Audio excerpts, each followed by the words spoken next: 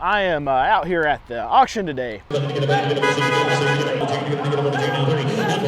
And it is a fun day. We got rain on the camera. They're going to pay whatever the price. Man, this rain is driving me crazy. And there's what that Forester looks like. So now it's on the list. Acura? No, I don't want an Acura. I'll give you first person perspective of me bidding on it. My grandfather would always tell me, you never want to buy cars in two situations.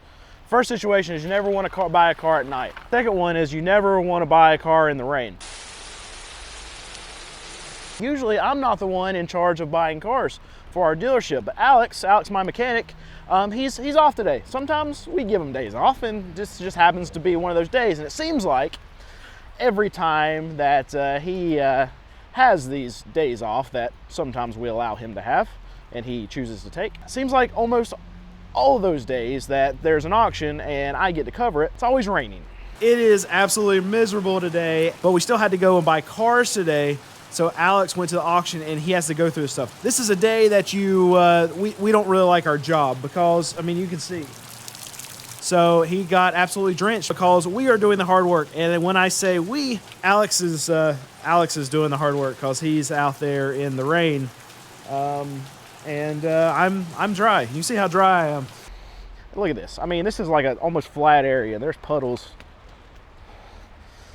So this is what I get to do today. All right, I see two things here I can pick out. One over there, but we'll get to that in a second. But this one says as is reverse sticks. As is means that you're buying it. You raise your hand and they drop it to you, they sell it to you. It's your car. On a lot of these cars out here, this auction actually provides a warranty. So if the motor transmission's bad, if you pay over a certain amount, if it's got under a certain amount of miles, then you have that warranty. And if you go drive it after the auction, even though you're the high bidder and they sold it to you, if the transmission's bad, you can bring it back to the auction and you don't have to buy it. But if a car has notes on it saying as is, then that warranty does not apply. And they'll announce that before this car actually runs through the auction. The other thing I want to show you here is a car that needs an award right here. This is a Kia Sedona. It's got 313,000 miles. I don't think I've ever seen a Kia Sedona, and really not a whole lot of Kias just in general, that have over like 250,000 miles. And this one's got over 300,000 miles. That the driver of this vehicle, they need some kind of award, some kind of plaque or something, because they took care of this van so well that it lasted 313,000 miles. But you know what? It might be on 4 motors too. Who knows? 2 transmissions, 3 motors, and a partridge in a pear tree. All right, so at these car auctions, what I do is I walk through all these cars and I see one that I like. This is a Subaru. It's a 2015 Subaru. What is this? A Subaru Forester. And I go in and I make sure the outside looks good first. Once I determine that the car looks good enough on the outside for me to sell, I think I can get it for a price point that I can sell it for under $5,000. I'm a car dealer, sell stuff for under $5,000. Then I get in it and I'm going to crank it, see what it sounds like. Usually what I would do is I would crank it, go on the outside. I would go and listen under the hood, walk around it, check the oil, stuff like that. It's raining and I don't care today. We're trying to lose money today is what it sounds like. But I will hook up my scanner. This little port right here for this scanner goes into the OBD2 port of this car, which is your computer. As of right now, I'm having a hard time. But man, this is such a good day. And the problem is, when you go, the easiest way to find the OBD2 port is by putting your head in there and looking. But then you have to get out of the car, put my knee on the ground. So what I like to do is just feel around until I find it. But sometimes you come back with some unique, weird substance on your fingers from feeling around under this dash. And that's also my favorite thing to do. Oh my goodness. Where is this thing? I'm gonna have to get out of this freaking car. You have to put like the 5 minute later little timestamp on it. All right, I guess we're going to the Google machine because this is just one of the hidden OBD2 ports. 2015 Forester. Okay, so it's back further than any other. All right, so check this out. Just had to look it up. I don't know if you can see it, but it's way back there. It's way farther than most of the cars that I usually check. That's why I couldn't find it. At least that's my excuse right now. I want to thank our sponsor today, 3W Autolife. Whether you're behind the wheel of your favorite ride, taking on some off-road adventures, cruising along the coast, or just making a quick trip to the store, 3W offers some fantastic automotive accessories. 3W specializes in high-quality products designed to protect your vehicle while looking sleek. So we just got some floor mats from them for our new Honda van, and I can tell you, having a 6-year-old myself, the protection that these floor mats provide for my vehicle is key. What's great about 3W products is their easy installation and perfect fit. Their custom car mats are laser measured for maximum coverage, providing top-tier protection from dirt and spills. Just a quick wipe or rinse and they're as good as new. Perfect for all of your adventures. If you're looking to upgrade your car and keep it looking pristine, drive with 3W, where every journey is about discovering your unique way. Use my code in the description below for your exclusive discount. Check out their amazing range of products. Your car will thank you. Again, I want to thank 3W for sponsoring this video. Check out their link in the description below and use that promo code to unlock the great savings. And so we're just going to plug it up. There you go, it's plugged up. So this is what I want to see. I want to see OBD2 and it has no codes. That means there's no issues, at least that the computer's throwing out. Now, my scanner is not going to pick up everything that's going wrong with this car. If there's like a slip in the transmission, some cars don't actually give me that data back. Fords, I will say, are really good about if there's any problems with the transmission, that they're going to let me know before. A GM can have a transmission that's completely stripped out of the whole vehicle and it won't throw a problem code. Subarus are going to be similar in that way where, okay, if the transmission in this thing is bad, it's probably not going to tell me because for whatever reason, some computers on certain model cars pick up that there are transmission issues, and some cars, like a GM, like a Subaru, are really not going to tell me if their transmission has some issues. So we have to be aware of that when we're buying certain cars that, okay, I might just be buying a bad transmission right now if I like this car. But as far as I'm concerned, I've checked power steering, checked to make sure going gear, go frontwards, go backwards, air works, power windows work, checked all those things. All that stuff checks out, so I can make at least a semi-informed decision about what I'm buying, and this one's going to make my list. All right, right now I want to point out another problem that we're dealing with right now as small used car dealers. Check out this whole row of empty cars.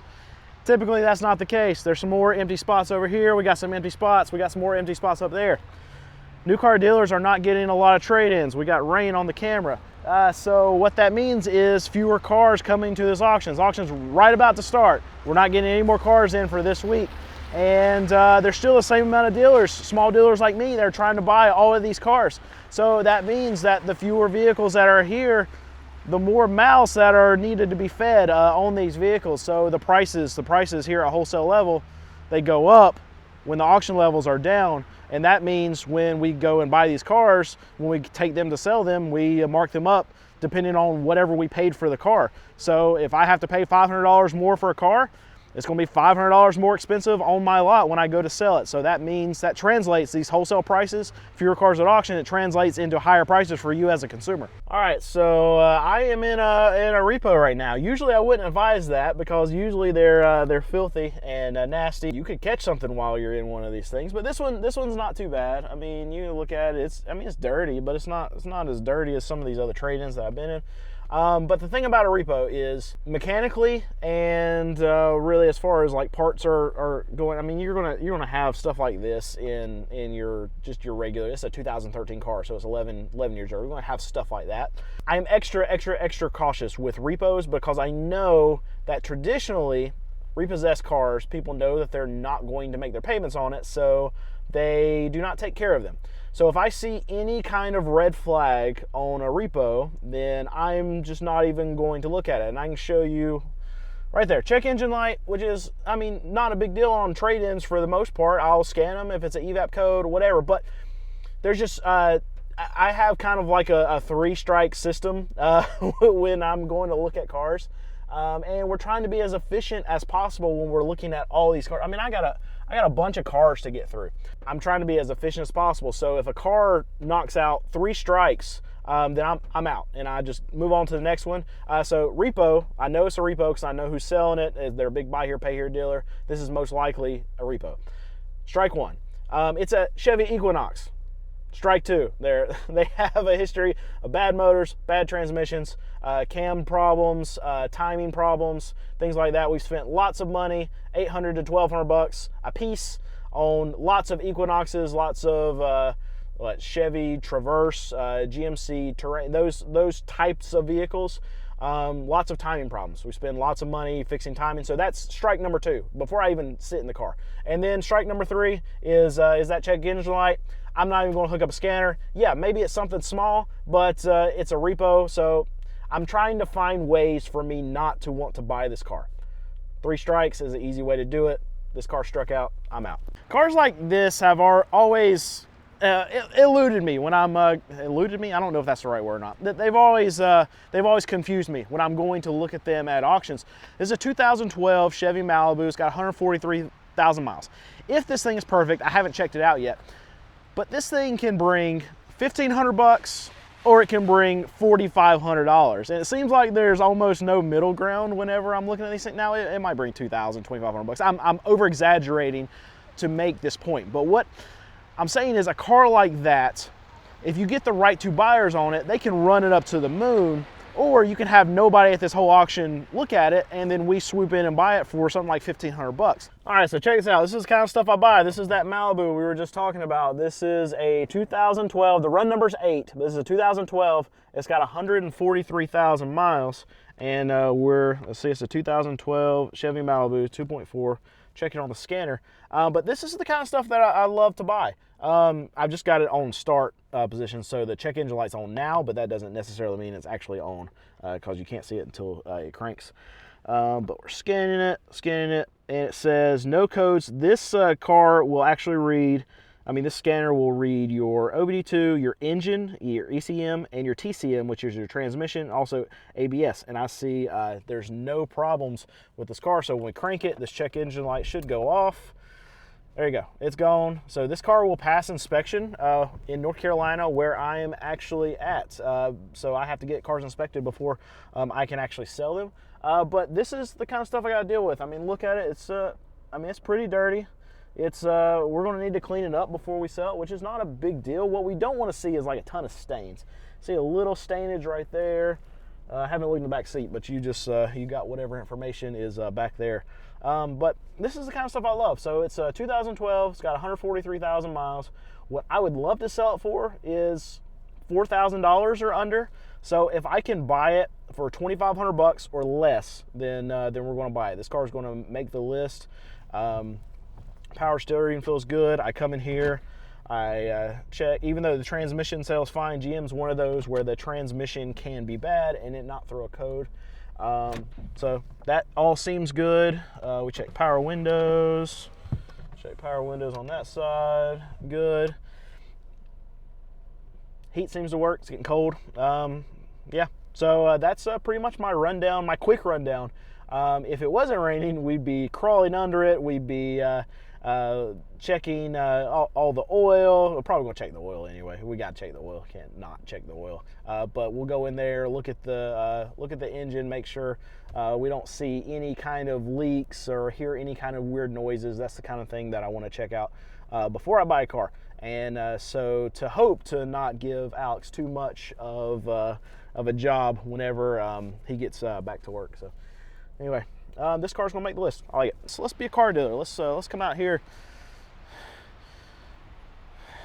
and look at all these cars in the rain. That'll be fun. Yeah, that's a good lifestyle. Let's choose that. It's a good way to make a living. Then everybody hates you because you're a car dealer and you lie and cheat on everything. Even though some car dealers maybe aren't doing that, but yeah, we still get bunched in with those. Yeah, let's do that. Let's be hated by everyone. Let's come out in the cold rain, check out cars that are stinky and smelly and dirty. Let's do that. That's a good idea. And I'm done going through all of these cars now, and this is what happens. This is the frustration that we get to deal with. I come out here, it's pouring rain. I go through about 100-ish cars. That's about all they have out here. Maybe a little bit more, maybe 125. But I have 2 cars on my list to bid on. I guess not even worth coming to the auction to buy maybe 2 cars, and that's if I get both of them. And chances are I'm probably not going to get either one. Parents, don't raise your kids to be used car dealers because today it's not a good profession. no fun today. I need to go up to my mama and say, Mama, where did you go wrong? That I turned out to be a car dealer, a used car dealer at that. What could you have changed? So I did not choose this path in life, because I have a 6-year-old son, and I want to make sure I don't do those things. So he becomes a used car dealer. All right, so this Malibu that I'm about to pay too much for is coming through the lane right now. I'll give you first-person perspective of me bidding on it. 5,000? No, don't start at 5,000. I want to pay like 2,500 bucks for it. All right, dropped down 700. All right, dropped up to. It's already up to 2,600 bucks. 27, up to 3,000. All right, they're not gonna let me pay too much for it. That's way too much for that car. 3,500. Well, I was wrong on that car. I thought it was going to be like 2,500 bucks. It's $3,500. It's just one of those sales. Got 2 guys on it that want it way more than I do, so I don't get it. Too much for that Malibu. So I know you're seeing this at the very end of this video, but just so you know, whatever you just saw, I haven't endured it yet. But I just want to tell you that this is the worst part right here, what I'm experiencing right now. This is the worst part about what I'm about to experience, is just getting out of the car. I literally just pulled up to the auction, but I've been sitting here for like 5 minutes. And I'll probably sit here for another 5 minutes, maybe another 10 minutes, just contemplating every decision that I've ever made leading up to this moment right here. And then I have to go inside around a bunch of other grumpy men that are going to be just like me, who just endured that same thing that I experienced. And we have to fight each other to be able to buy these stinky, smelly, dirty cars, and then take them back to our car lots and make them not as stinky, as smelly, as dirty, so then we can maybe make a little bit of money on them.